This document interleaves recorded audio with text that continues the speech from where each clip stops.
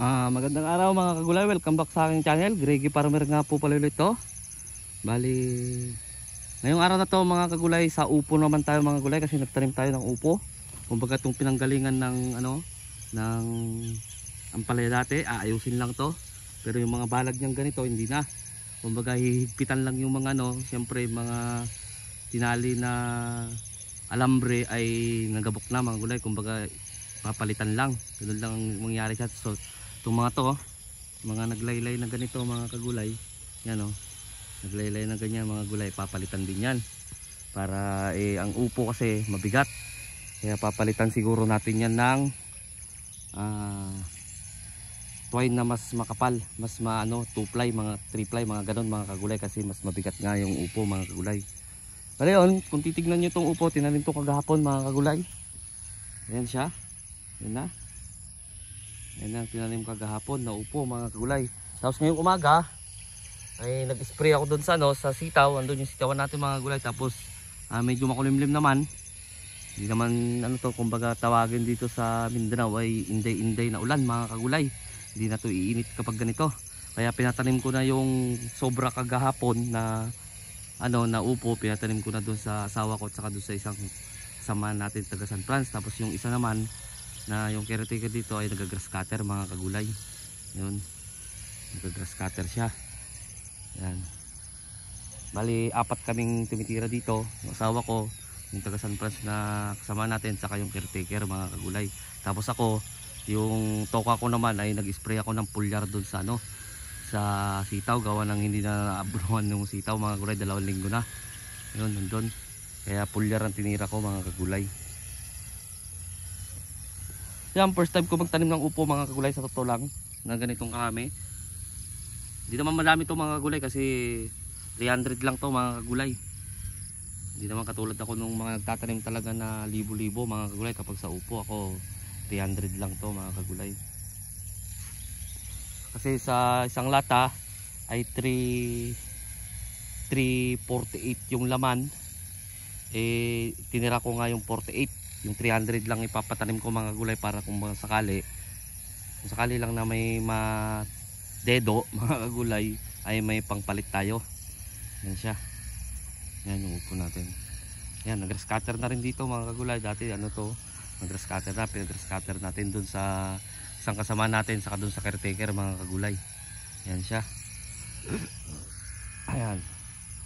Tapos padadaanan na rin natin yung talong natin mga kagulay. Hindi pa nga nalilinisan mga kagulay dito. Bukas baka magsimula na kami maglinis ng mano-mano dito sa talungan mga kagulay. Papakita ko na rin sa inyo. Kasi 1 linggo na siya mahigit. Ito na siya mga kagulay, yung ating talong. Oras magkakatabi lang to mga kagulay. Talong dyan, upo, sitaw, tapos yung talong dun nakaraan sa yung pinapa-recover nga doon. Tapos yung susobra dito mga hindi matataniman, yun naman yung tataniman natin ng kalabasa na yung maliit na kalabasa mga kagulay. Tapos yung susobra doon ang palaya mga kagulay. Ganun ang gagawin dito para wala nang babakante. Tapos yung bakante doon, yung pinakaunang talong, August katapusan ng schedule yun mga kagulay, para sunod-sunod na. Papakita natin yung talong natin na 1 linggo mahigit. Nag-1 linggo siya nung Martes, ngayon Biyernes. Ito na siya mga kagulay. Yan. Yan, buhay na siya mga kagulay. Buhay na siya, may mga damo-damo nga lang yan.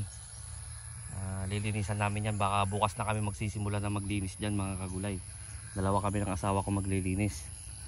Katulad nga sinabi ko, hindi pwedeng grass cutterin yan kasi maliliit pa tong talong natin, baka matalsikan dito nang yung matigas-tigas ay maputol pa.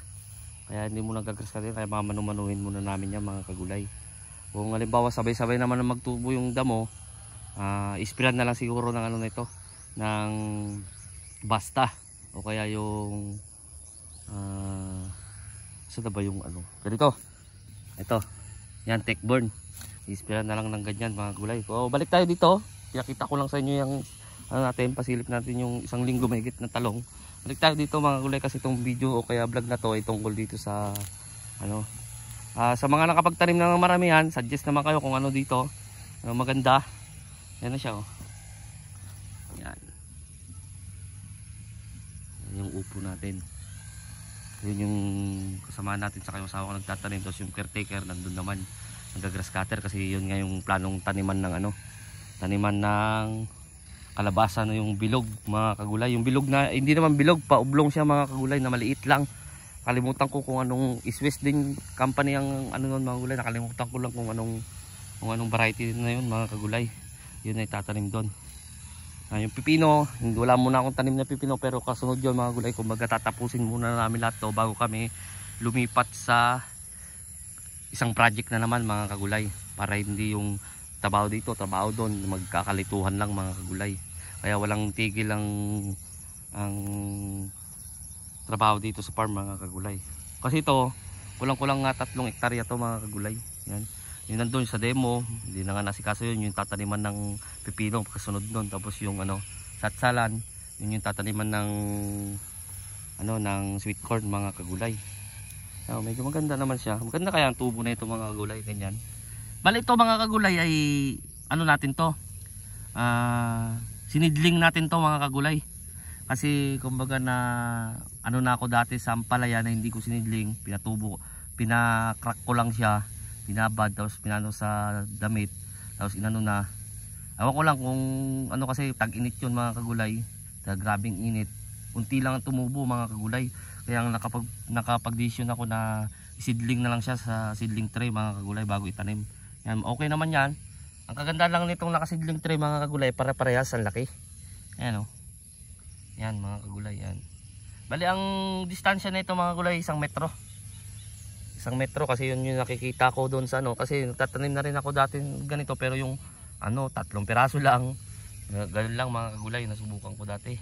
Pero ngayon 300 na mga kagulay.